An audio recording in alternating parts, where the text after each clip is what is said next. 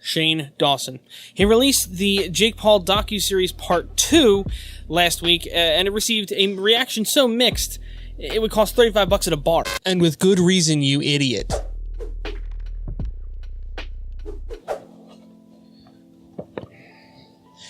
I made a boo-boo because I thought Shane Dawson knew what he was talking about.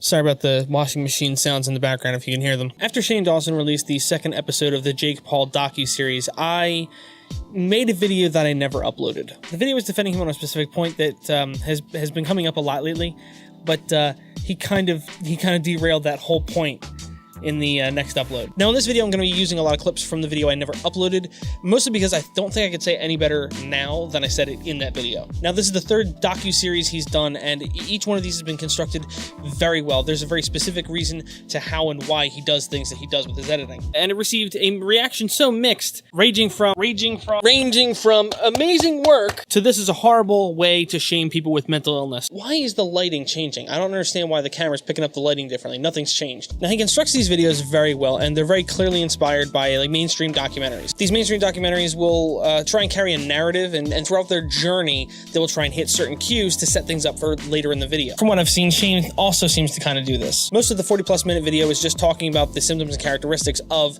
sociopaths. Probably 35 minutes of this video was spent talking to YouTube therapist Katie Morton, a licensed therapist. Now, he implied later that the conversation between the two of them was actually much longer than it is in the video, which makes sense given how heavy the topic is and how much there is to go over. Now, the problem I have with this is that it doesn't seem that in the entire conversation they had, whether it be the edited down part of the conversation or the actual conversation at full length, apparently he was never told by Katie Morton, or at least not in a way that he understood, that there are levels to all of these topics and aspects of this conversation. I was like, do you think you're a sociopath? Or like, what do you mean? And then he said, I'm on the sociopath spectrum. So I'm not a therapist, and Katie's not around, so I don't know what all this means, but I'm gonna kind of go over it. I wouldn't say I'm a sociopath, but I would absolutely say I have sociopathic tendencies.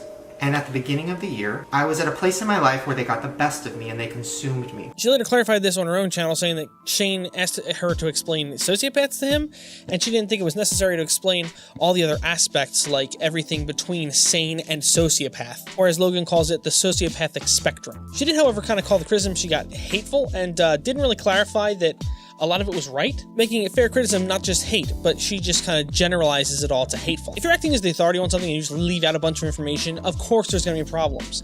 You didn't add any of that context, even off camera, to him. She just defends why she told Shane what she did without clarifying anything, even though he gives her plenty of reason to with the way he says things and reacts to things throughout the entire conversation. She had so many reasons to think, maybe I should mention all these other possibilities regarding every single aspect of this. Even if by just saying, there are levels to all of these. Honestly, I thought it was kind of funny that a licensed therapist can't deal with criticism.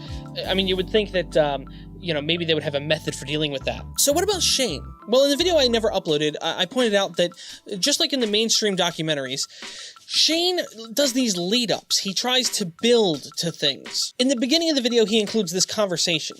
I meet a lot of people, but I don't know if I met a sociopath. Yeah, how do you tell somebody's a sociopath? What are the symptoms? Well, from what I've read, what this clip did, that everyone seems to have missed, was lay the groundwork for the rest of the video. When I watched this video before the backlash, I thought this was laying the groundwork, explaining that this video was going to be about the symptoms and how they affect people, setting the stage for the next 30 or so minutes of deep conversation where he wouldn't have to leave as much specific context because it's understood that they are symptoms because it was pointed out in this clip.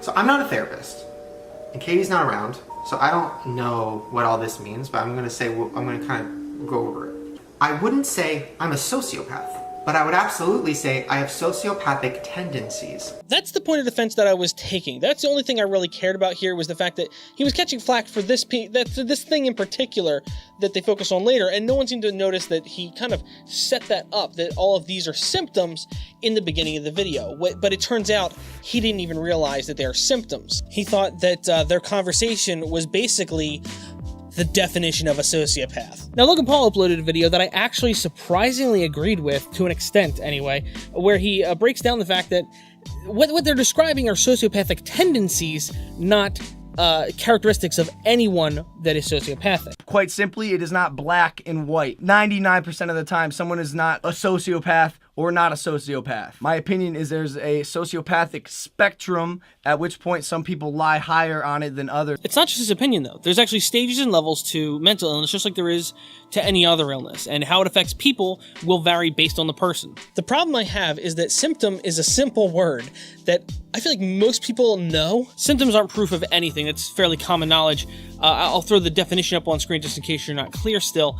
But yeah, no, pretty much anytime you go to the doctor and they say, oh, well, these are the symptoms of something, well, they can usually point to multiple things or nothing at all. For instance, I have allergies, but without my allergies, my runny nose could just be a runny nose. Actually, even with my allergies, it could still just be a runny nose. Sometimes those things happen, like an erection in gym class. It just happens sometimes. At least that's what I tell myself. I really thought Shane would know this, and this seems like a really, really big mistake over something that's such common knowledge. The video is about sociopathy, but he didn't realize at any point that, you know, maybe there's a place between a lack of emotion and feeling lots of emotion. I mean, in the video, the way it's cut at least, when she says lack of empathy, then she goes on to talk about a lack of all emotion. Empathy isn't even necessarily an emotion. It allows you to feel emotions for others. You can have an awful lot of emotion and lack empathy. And at this point now, since we don't know how the actual conversation happened because of editing, we don't know what she actually told him. Now, I have watched every episode in the series. Episode 4 came out tonight, and I did enjoy it quite a bit.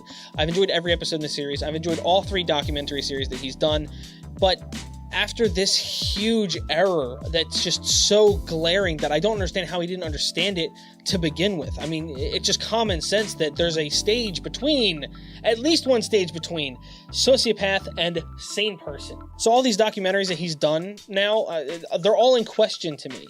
I don't know what's real, what's been overly dramatized. Apparently Jake Paul's known most of, if not the entire time, even though Shane put out these clips where it looked like he was upset and he was worried, and he says, oh, well, I don't know what Jake's gonna do. I don't know what he's gonna do when he finds out what the series is really about. Unless that actually comes up later in the series and he didn't just make that clip to use to hype the whole thing up. But hey, we won't know, because he could have made that clip later and inserted it anyway. Shane made very interesting and entertaining videos about both Jeffree Star and Tanacon, and they were very interesting and entertaining, but now I'm concerned what in those was just drama, what in those was fake, what in those was him not fully giving context or whatever. Like there's so much in question now, because he's done so much to over dramatize this intentionally, to fictionalize it, that it really affects my opinion of the other videos he's done. I don't know about you, but that's how I feel. Not only that, but how much of those videos was wrong and he doesn't even know. Anyway, thank you so much for watching. I hope you guys enjoyed the video. Remember to like if you liked it, and I will see you guys whenever I get around to recording again.